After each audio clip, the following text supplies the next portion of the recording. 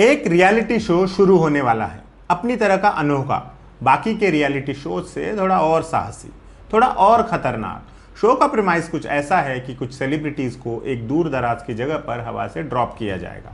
Contestants को वहां अपनी हिफाजत खुद करनी है और उस इलाके से निकलकर दिखाना भी है। उनके पास खाना, पानी, मैप जैसी कोई चीज़ नहीं होगी, कोई मदद भी नहीं मिलेगी। जो करना है उन्होंने खुद ही करना है, अपनी सर्वाइवल स्किल्स इस्तेमाल करते हुए करना है। कुल मिलाकर एक रोमांचक एडवेंचर साबित होता ये शो, लेकिन ये शो बन न सका। टेलीविज़न की स्क्रीन देखना इसे नसीब न हुआ।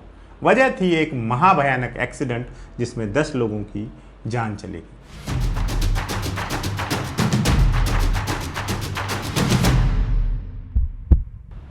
आज हमारी सीरीज हादसा में हम इसी डरावने एक्सीडेंट पर बात करेंगे। हादसे की डिटेल्स जानने से पहले कुछ बातें शो के बारे में जान लीजिए। एक स्वीडिश रियलिटी शो की तर्ज पर बन रहा है ये फ्रेंच सर्वाइवल रियलिटी शो था ड्रॉप्ड। इसे एडवेंचर लाइन प्रोडक्शंस नामक एक प्रोडक्शन कंपनी बना रही थी और इसे फ्रांस के सबसे बड़े टेलीविजन नेटवर्क्स में से एक TF1 पर दिखाया जाना था। शो के कंटेस्टेंट्स में ज्यादातर फ्रेंच एथलीट्स शामिल थे। कुल मिलाकर 8 कंटेस्टेंट्स थे, 7 फ्रेंच एथलीट्स और एक स्विस एथलीट। इसकी शूटिंग मुख्यतः अर्जेंटीना में ही हो रही थी। जैसा कि पहले भी बताया, एक सर्वाइवल शो था। इसमें प्रतिभागियों को बिना किसी मदद के कठिन परिस्थितियों से दो चार होना था। उनके पास न मैप था, न खाना पानी। शो का एक प्रमोशनल वीडियो भी रिलीज किया गया था जिसमें शो की खासियत कुछ यूं बताई गई थी। 2 teams are dropped into the middle of nowhere. No food, no map, no help. Show का एक एपिसोड शूट हो भी चुका था और एक कंटेस्टेंट का एलिमिनेशन भी हो गया था। बचे हुए कंटेस्टेंट्स के साथ दूसरे एपिसोड की तैयारियां चल रही थी। फिर आया 9 मार्च 2015 का दिन। अर्जेंटीना के नॉर्थ वेस्टर्न इलाके में एक प्रांत पड़ता है ला रियोजा। इस प्रांत में एक रिमोट टाउन है विला कैस्टेली। इस बार का एपिसोड यहीं शूट होना था। 2 हेलीकॉप्टर्स ने शाम 5 बजे के अराउंड उड़ान भरी। इन दोनों में कुल 10 लोग बैठे हुए थे, 3 कंटेस्टेंट्स, 5 फिल्म क्रू मेंबर्स और 2 पायलट। प्रत्यक्षदर्शी बताते हैं कि दोनों हेलीकॉप्टर बेहद आसपास उड़ रहे थे। एक थोड़ा ऊपर की तरफ था और दूसरा उसके ठीक नीचे। अचानक से न जाने क्या हुआ कि नीचे वाले हेलीकॉप्टर की ऊपर उठने की रफ्तार बढ़ गई। वो अप्रत्याशित रूप से ऊपर की तरफ उठा और ऊपर वाले हेलीकॉप्टर से जा टकराया। अचानक हुई इस टक्कर ने खतरनाक रुख अख्तियार कर लिया। दोनों हेलीकॉप्टर धड़ाम से जमीन पर आ गिरे। 10 लोगों में से एक भी जिंदा नहीं बचा। जिन 3 फ्रेंच एथलीट्स ने इस हादसे में अपनी जान गंवाई उनके नाम थे फ्लोरेंस ऑर्थो, कैमिल मफत और एलेक्सिस वेस्टीन।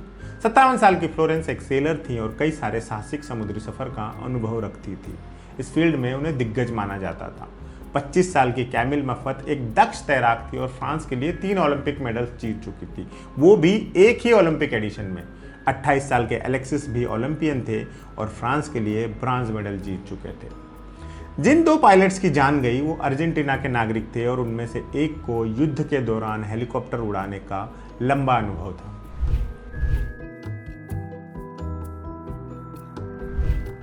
हादसे के तुरंत बाद TF1 ने शूटिंग रुकवा दी। ये अनाउंस कर दिया कि ये शो पोस्टपोन किया जा रहा है। हालांकि ये तभी तय हो गया था कि ये शो कभी एयर नहीं होगा। हादसे के दूसरे दिन यानी 10 मार्च को फ्रेंच प्रोसिक्यूटर्स ने अपनी इन्वेस्टिगेशन शुरू कर दी।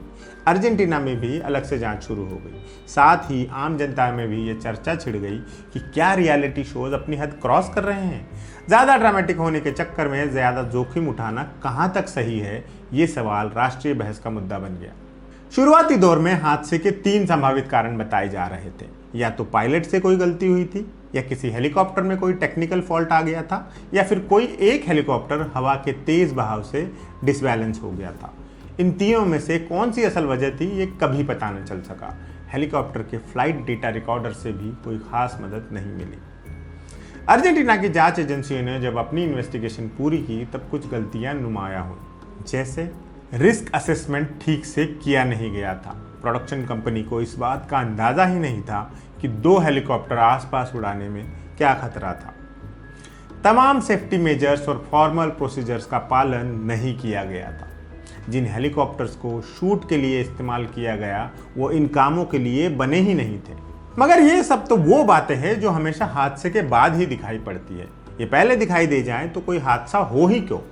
अवॉइड करने लायक समझी गई छोटी मोटी गलतियां ही बाद में डिजास्टर का रूप लेती है। सेफ्टी की तमाम बातें करने का सही वक्त हादसे से पहले का होता है, बाद का नहीं। लेकिन लापरवाही इंसान का पसंदीदा दुर्गुण है। जाहिर है ऐसे हादसे होते ही रहते हैं। आज के शो में इतना ही। अगले एपिसोड में किसी और हादसे पर बात करेंगे। आप अपना ऑनेस्ट फीडबैक हम तक पहुंचाते रहिएगा और देखते रहिएगा एम बोले तो।